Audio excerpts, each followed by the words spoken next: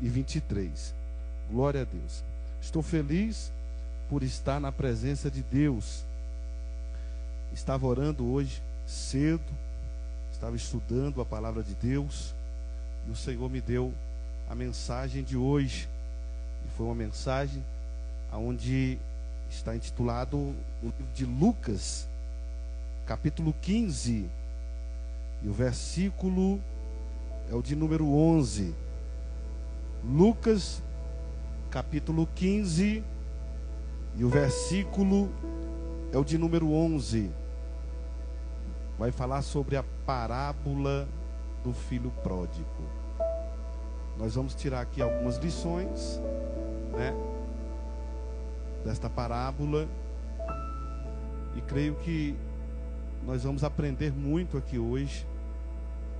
Eu acredito que nós vamos dividir essa mensagem aqui para 2 domingos. Ela é muito grande.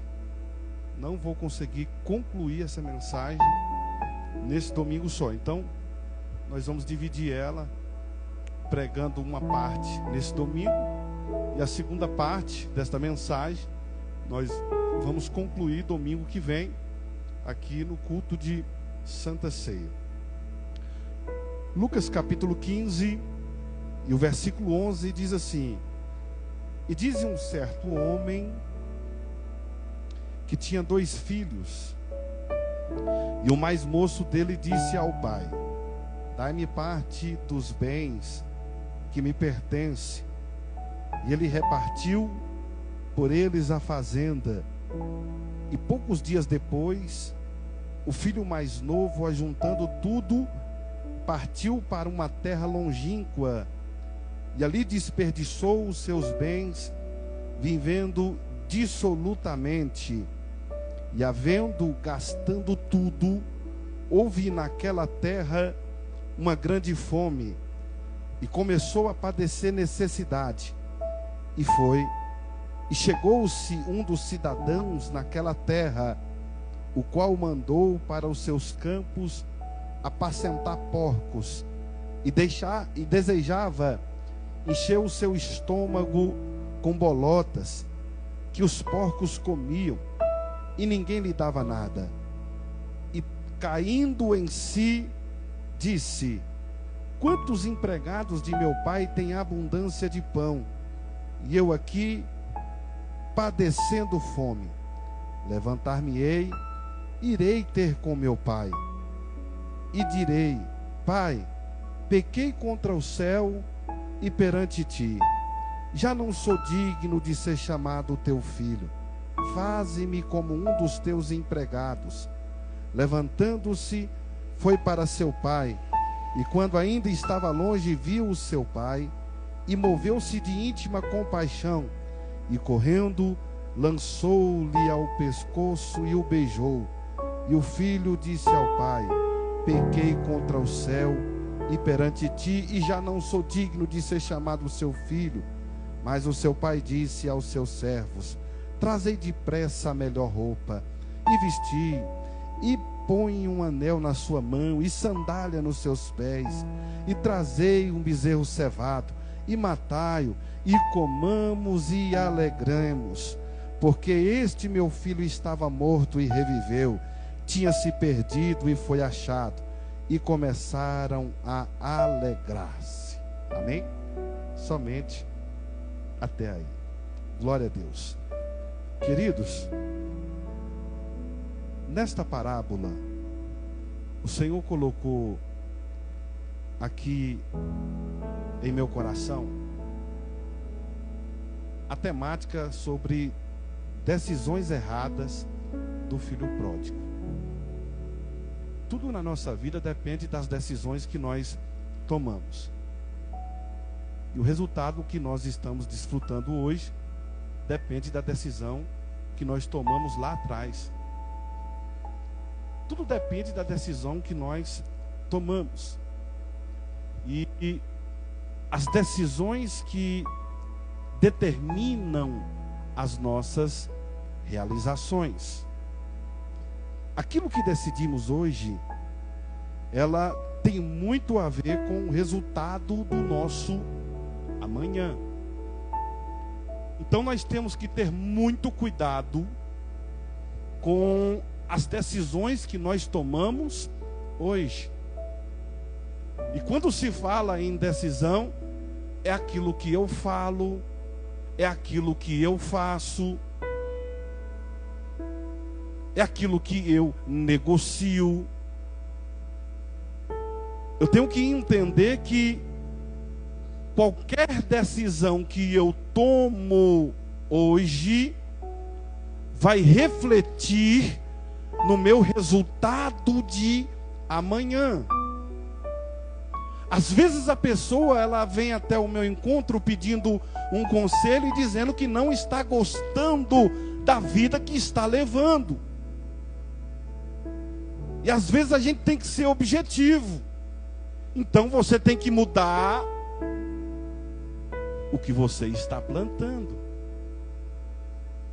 Porque a vida que você está levando é resultado do que você tomou de decisão no passado. Então nós temos que rever isso. As decisões que tomamos determinam as nossas realizações, tanto para a coisa boa, como também para as coisas ruins. Pensa na sua melhor decisão que você tomou na sua vida. Eu posso pensar, a melhor decisão que eu tomei na minha vida foi quando eu estava numa depressão profunda, e eu pensando em tirar a minha vida, eu aceitei a Jesus como o meu Salvador. Essa foi a melhor decisão que eu tomei na minha vida. E aonde havia tristeza em meu coração e o sentido de não viver mais, gerou em meu coração um sentido de vida. E se tem um camarada que ama viver e quer viver, se possível até os 150 anos, sou eu.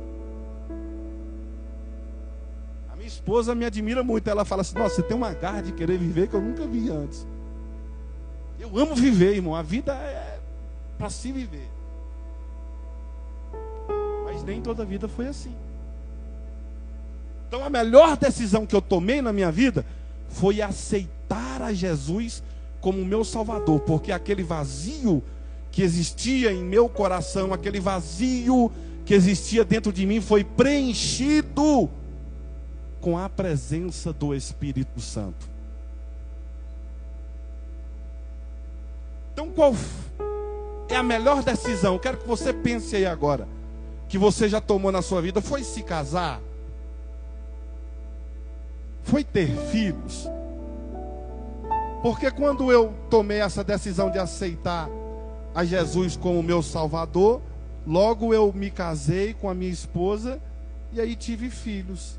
Então, essa foi a melhor decisão, porque antes de eu aceitar Jesus, eu nunca tive um casamento. Só decepção, só sofrimento na área sentimental. Mas depois que eu aceitei a Cristo, o Senhor me deu a minha esposa. E logo me deu as minhas filhas e o meu filho. Então essa foi a melhor decisão. Eu queria que você refletisse aí agora. Pense, qual foi a melhor decisão que você tomou na sua vida, que alegrou muito o seu coração? Mas agora também eu quero que você pense, qual foi a decisão mais complicada, ou a pior decisão que você já tomou na sua vida, que te deixou numa situação que você disse: nossa, mas que besteira que eu fiz. Por que eu fui fazer isso? Eu só passei por isso porque eu fiz isso. Se eu não tivesse feito isso. Você já passou por algum acidente de carro, assim, ou de bicicleta, alguma coisa assim, aí você não é acostumado a passar naquela rua, aí você, não, vou passar por aqui, aí você passa por aquela rua, e aí você passou por aquela rua que você não é acostumado, aí você passou e pá, bateu. Aí você fala: moça, eu não sou acostumado a passar por aqui, só porque eu passei e deu. Se eu não tivesse passado, já viu isso? Tudo depende das nossas decisões. Então, eu vou dizer uma coisa aqui, irmãos. O que vai mudar a sua vida e você ter muitas realizações nesse ano de 2023 é observando a vida aqui do filho pródigo, vendo as decisões erradas que ele tomou, para nós não errarmos como ele errou, e também ver as decisões certas, porque aqui nós vamos ver as decisões que ele tomou errada, que levou ele ao fracasso e à ruína, e também ele tomou a decisão certa. E aí a gente vai aprender, porque há dois tipos de pessoas, irmãos: aqueles que aprendem com o erro dos outros e aqueles que aprendem errando. Eu prefiro aprender com o erro dos outros, sofre menos, dói menos. Agora, quando a gente aprende com o erro da gente, é mais doloroso. Sim ou não? É mais doloroso. Então, eu gosto muito de observar. E eu quero aqui ver em Lucas, igual eu li para os irmãos, capítulo 15, e dizer que algumas decisões que nós tomamos vão determinar o nosso futuro. As nossas decisões vão determinar se nós vamos ter alegria ou se nós vamos ter dor. Eu posso revelar algo aqui, irmãos? Você já está numa idade que você já não pode errar mais. A gente já não é mais adolescente ou jovem, que a gente pode ficar errando e reparando o erro. Não, a gente já está num patamar que a gente não pode ficar errando mais não, irmão. Porque quando a gente é jovem, a gente é adolescente, a gente tem uma vida toda pela frente. Mas nós estamos numa idade que nós não podemos mais errar. Então nós temos que tomar as melhores decisões possíveis e assertivas para a gente sofrer menos e a gente prosperar aqui nessa terra. Porque Jesus quer que a gente prospere. E quando eu falo em prosperar, não é só ter uma vida financeira abençoada. Quando eu falo prosperar, é uma conjuntura de bênçãos e vitória. Porque não adianta eu prosperar só na vida financeira e a minha vida sentimental não está boa. Quando eu falo prosperar, é a minha saúde está boa. Quando eu falo prosperar, é eu estar bem com a minha família. Quando eu falo prosperar, é as minhas finanças estar redondinha. Quando eu falo prosperar, é a minha vida espiritual estar boa com Deus. Então é isso que Deus quer para a minha vida, para a sua vida, nesse ano de 2023, no ano de 2024, até que Ele volte. Que eu e você seja exemplo para as pessoas que estão sofrendo lá fora. Que você prospere na sua vida sentimental, que você prospere na sua vida financeira, que você prospere na sua saúde, que você prospere nos seus negócios, que você prospere na sua vida espiritual. É isso que Deus quer. Então nós não podemos mais errar. E nós temos que aprender aqui a tomar as melhores decisões possíveis para a gente não sofrer as consequências. Então eu preciso aqui avaliar as decisões que estamos tomando hoje, porque isso vai determinar a realidade de nosso futuro. Então eu quero aqui avaliar, te fazendo algumas perguntas. Eu vou fazer 5 perguntas, porque perguntas são poderosas. O próprio Jesus, irmãos, respondia pergunta fazendo pergunta. E eu vou te fazer aqui algumas perguntas. O que você tem vivido hoje é por causa de uma decisão errada que você tomou lá atrás? Pensa nisso. Porque tem gente que está passando muita luta no casamento, financeiro e até no ministério. E eu não posso transferir essa culpa, essa responsabilidade, caçando culpado, irmãos. Eu tenho que assumir a responsabilidade. É como eu digo, o que nós estamos vivendo hoje é alguma decisão errada que nós tomamos ou que a gente fez lá atrás. Essa é uma pergunta que você tem que responder. Segunda pergunta: a decisão que você está tomando hoje vai te levar para coisas boas ou para coisas ruins? Essas decisões que você tem tomado, em qualquer área da sua vida, elas estão te levando para onde? A decisão que você tem tomado para o seu casamento hoje, qual é o resultado que você vai ter? A decisão que você tem tomado na sua vida financeira, qual é o resultado que vai ter? É para o bem ou para o mal? A decisão que você está tomando hoje para a sua vida espiritual, que para mim é a mais importante de todas, porque a Bíblia diz lá no livro de Mateus: primeiro buscai o reino do céu e a sua justiça, e as demais coisas vos serão acrescentadas. Te levarão para coisas boas ou para coisas ruins? É uma pergunta. Terceiro, o que era para você fazer e o que você não está fazendo? Porque às vezes a gente não tem resultado em nenhuma das nossas áreas de vida que a gente quer ser abençoado, porque era para a gente estar fazendo alguma coisa, irmão, e a gente não está fazendo. Fica só aqui, ó, na cachola. Teve gente que hoje levantou e disse: eu vou para a igreja, e não está aqui.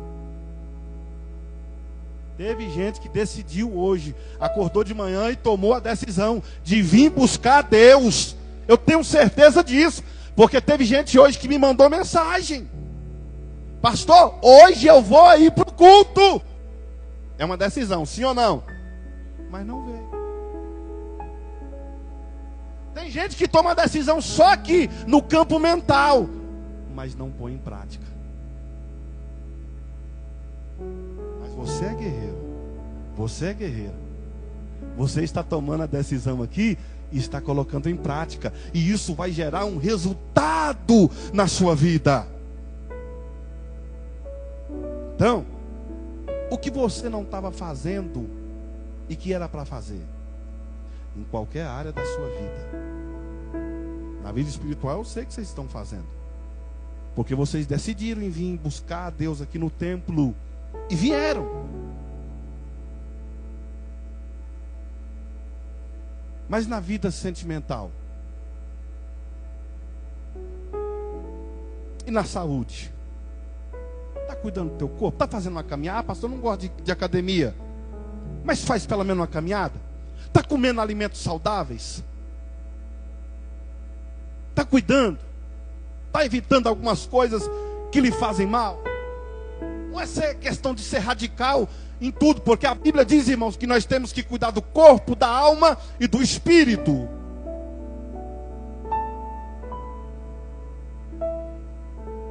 Então, quarta pergunta: a decisão de você andar com quem você está andando vai determinar onde você quer chegar. Escuta. Nós escolhemos quem caminha conosco. Essa decisão de andar com esses grupinhos que nós estamos andando vai levar a gente para um lugar bom ou para um lugar ruim? Você já viu pardal, irmãos? Pardal só anda em bando. Mas pardal não tem valor. Águia, no máximo, é só o casal. Águia é só o casal. Líder, ele não anda mais do que em dois, moço. Líder não anda em bando. esse negócio de grupinho, muita gente, irmãos, essa aglomeração demais, esse negócio de ficando, irmão, esse negócio de fofoca, esse trem, sai disso. Eu fico vendo, eu estudo bastante. Essas Lamborghini, essas Ferrari, quantos lugares tem? Você sabe, Willis? 2 lugares. Eles não andam com muita gente. É 2 lugares. Então, esse negócio de muita gente dentro da nossa casa, muita gente dentro da nossa vida, irmão, cuidado. Esse tipo de gente vai levar você para lugares bons ou lugares ruins. A gente tem que pensar nisso. Nós somos o reflexo das 5 pessoas que nós estamos convivendo. Você tem que ter cuidado. Lá no livro de Provérbios diz que Deus fala sobre as 6 coisas que Deus odeia, e a 7ª ele abomina. Abominar é aquela que ele expele com horror. E o que é aquela que ele expele com horror? A que fala mal do irmão.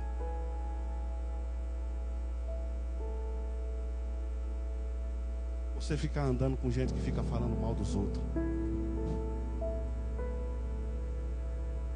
Irmãos, Deus expele isso com horror. A pessoa vive debaixo de uma maldição tão terrível que ela cai em si sobre essas questões. Então esses grupinhos de gente que fica falando mal de pastor, mal de irmão, mal de gente que fica defraudando a obra, que fica... Irmãos, cuidado com isso. Cuidado. Olha para a vida dessas pessoas, como é que elas estão? A vida está cheia de doença. Aí vai no hospital, não sabe nem o que é. Faz exame, não dá nada. A vida não anda para frente, o trem não vai, não progride. Cuidado, irmão. Ó, essas pessoas que você conhece aí há anos e anos e anos, e a vida não muda, e ele está daquele jeito. Cuidado. Tem alguma coisa errada com essa pessoa. Ó, a gente passar por luta, provação, porque a Bíblia diz que Deus provou a Abraão quem ele chamava de amigo, mas Abraão não ficou na prova a vida toda não, irmão. Deus abençoou Abraão. Abraão foi um homem abençoado demais da conta. Ele provou, foi provado. A gente passa por provação, a gente passa por dificuldade, a gente passa por crise.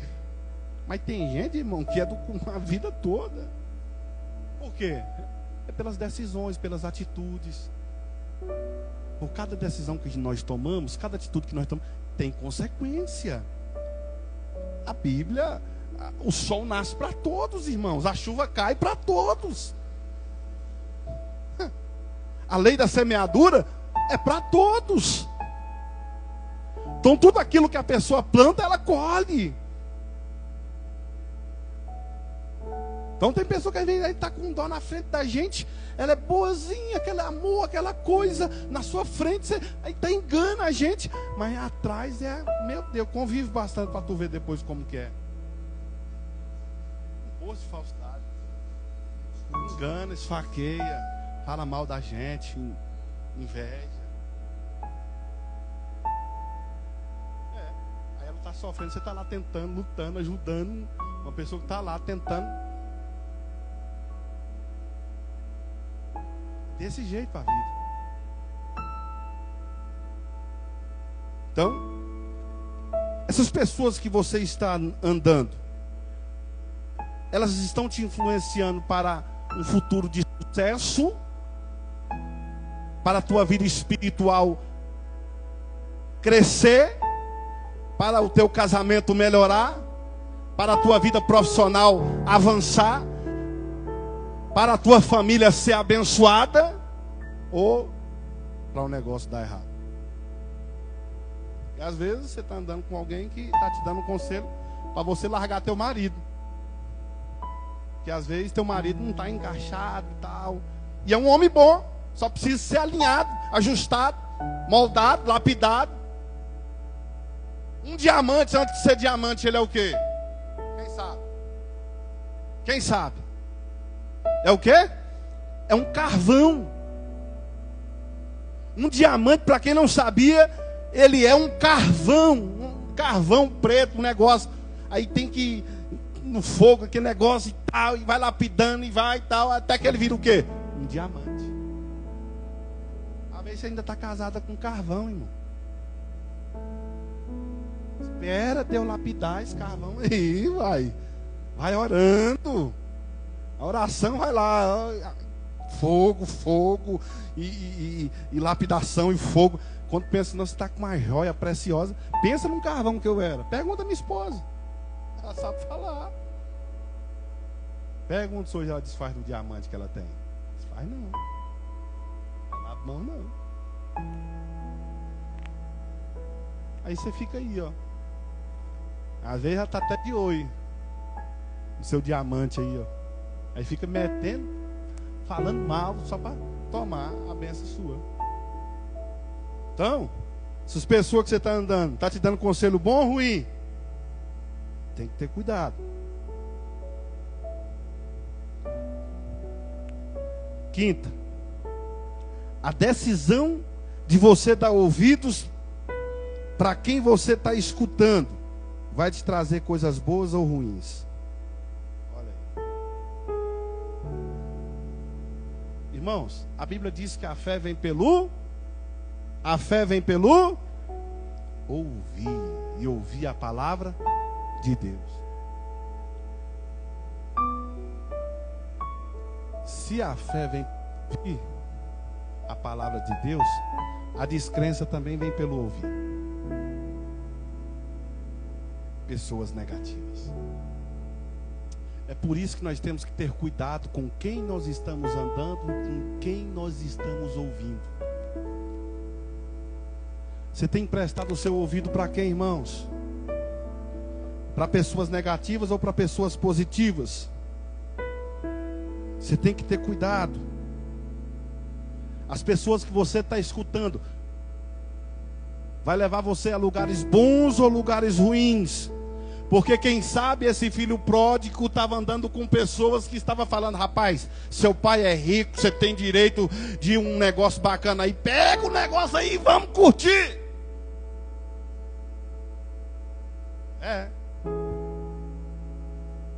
Eu sempre ouvi a minha mãe. Minha mãe sempre deu muito conselho para nós. Meu filho não usa droga, e tocava o terror com nós. E falava, não usa. E tocava o terror, e falava, você vai acontecer isso. E ela fez uma lavagem cerebral. E eu vim pitar o primeiro cigarro de maconha quando eu tinha 13 anos. Porque eu tinha medo. Mas eu andava com os meninos que pitavam maconha com 10 anos de idade. 3 anos, os meninos fazendo a lavagem cerebral para poder conseguir fazer eu pitar o primeiro cigarro de maconha. Aí quando eu pitei o primeiro, irmão, eu vomitei tanto. Passei tanto mal que eu falei: não quero essa porqueira não. E eu só lembrava nas palavras dela. Ela falando: você vai passar mal, você vai morrer. Eu falei: moça, eu vou morrer.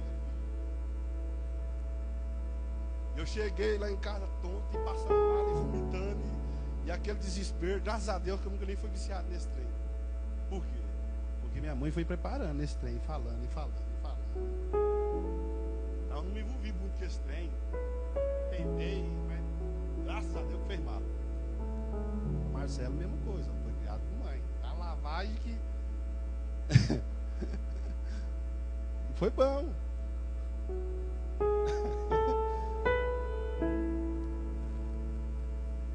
Mas você vê o que ela levou uma vida construindo, eles com 3 anos, insistindo, falando, eles construíram. Aí depois, andando com gente que não presta, eu não usava, mas comecei a fazer outras coisas erradas. Fui para o mundo da criminalidade.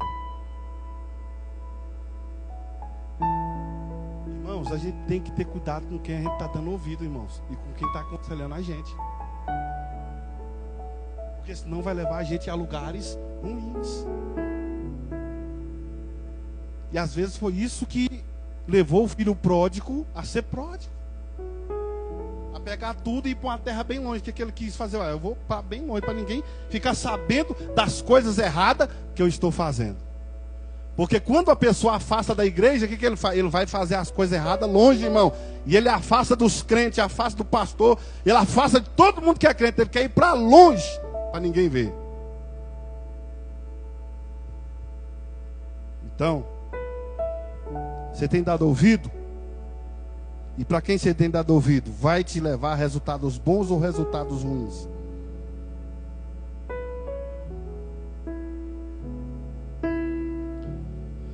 Então vamos avaliar aqui, irmãos, rapidamente, aqui nessa primeira parte, algumas decisões erradas que o jovem tomou.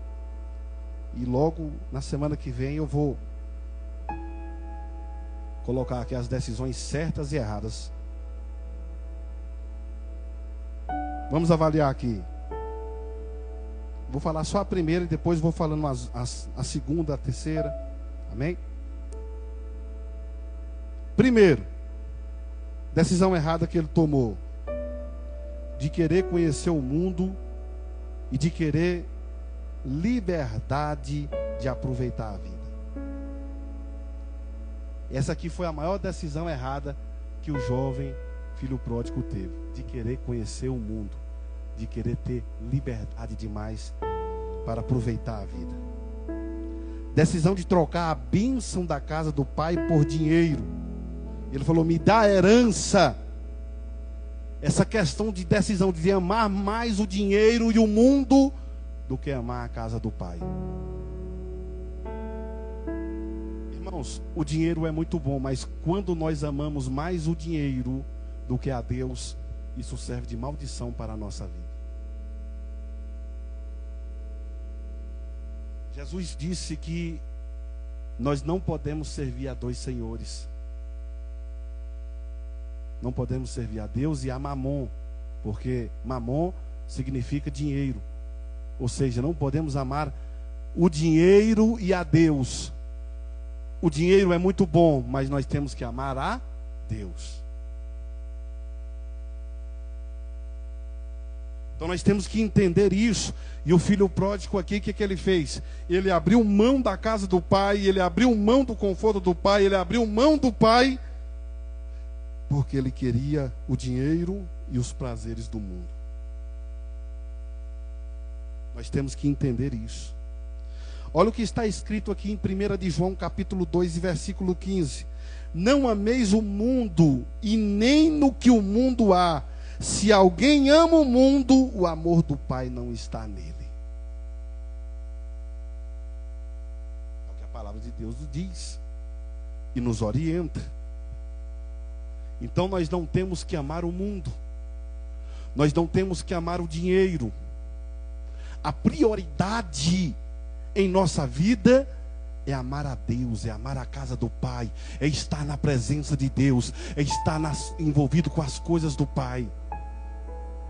Queridos, nós temos que ter mais vontade de ter o Espírito Santo de Deus em nossas vidas do que de ficar rico e milionário. Nós temos que ter mais vontade de ter o Espírito Santo de Deus em nossas vidas do que de conquistar qualquer objetivo em nossas vidas.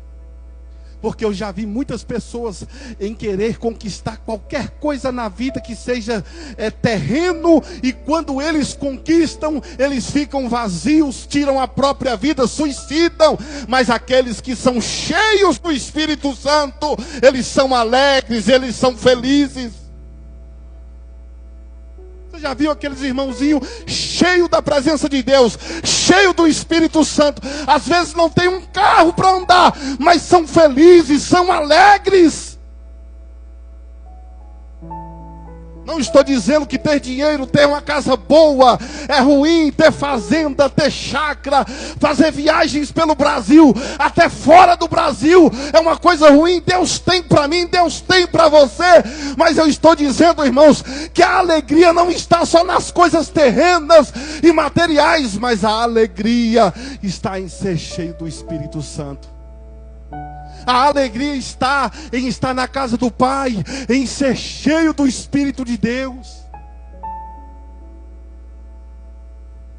Então, nós não temos que amar o mundo.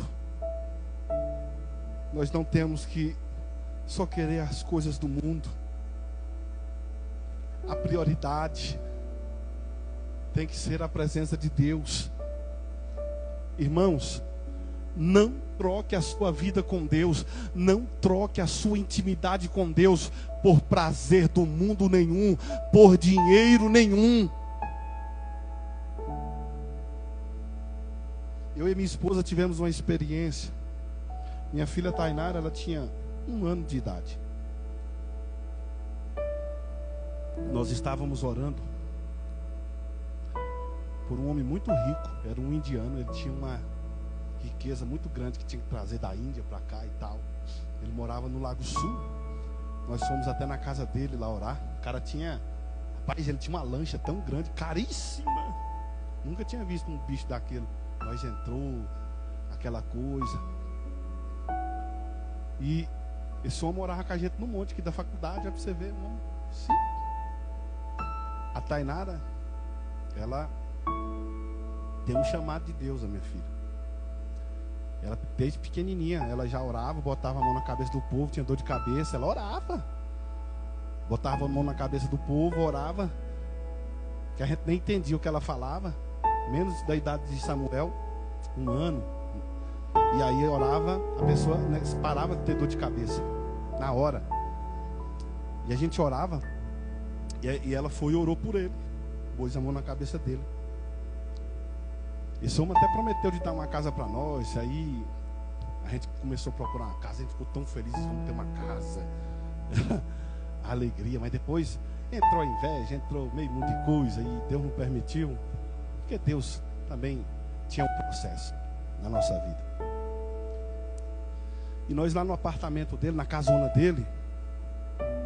Aí ele diz assim para mim. Eu e minha esposa, nós morando de favor numa casa, eu desempregado, vivendo de cesta básica, com a luz cortada. Ele diz assim, eu trocava tudo isso aqui para ter o que você tem. E assim, eu falei, mas o que eu tenho? Aí ele disse assim, você tem família, menina linda. Você tem Deus. E ele tinha um monte de imagem, aquela Shiva, elefante, aqueles deuses, aqueles hindus, tava uma bagaceira de trem. Porque o indiano, ele adora tudo quanto é trem. É macaco, é rato, é aquela bagaceira, ele adora tudo. E tava lá, os altares. Nós quebrou tudo, metemos o pé em tudo, arrancamos tudo de lá. Nós convertemos o homem, graças a Deus, foi convertido. Pelo menos ganhamos a alma dele, né? Aí ele disse para mim que dava tudo que ele tinha para ter o que eu tinha. E eu peguei e falei assim, mas o que eu tenho? Falei para ele. Falei, o que eu tenho? Aí passou um filme na minha cabeça. A luz cortada. Morando de favor. Que a irmã de Omar tinha me dado um barraquinho no fundo para morar de favor. Porque senão estava despejado. E vivendo de cesta básica. Que um irmão dava.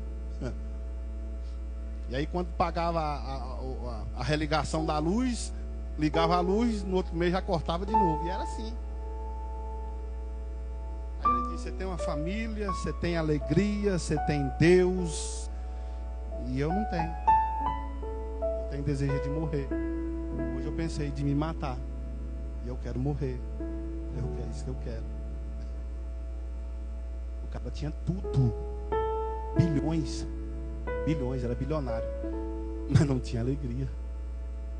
É por isso que eu estou falando, irmãos, a gente não tem que amar o mundo e nem o dinheiro. Nós temos que amar a Deus e ter o Espírito Santo. Quem tem o Espírito Santo, quem tem a presença, tem tudo. Aquele vazio, aquela tristeza é preenchida. Aquela agonia, aquela angústia sai e o nome de Jesus é glorificado. Amém ou não amém? Então quem quer ser cheio, vamos ficar de pé, vamos orar. E eu creio que Deus vai nos encher para a glória e honra dele. E você vai receber o Espírito de Deus aqui nesta noite. Amém ou não amém? Glória a Deus. Graças a Deus. Nós vamos adorar a Deus. E nós vamos orar. Você vai orar com muito fervor, pedindo para Deus encher a sua vida, encher a sua alma de alegria, de paz, e para que Deus venha agir sobre a tua vida, em nome de Jesus, amém? Glória a Deus.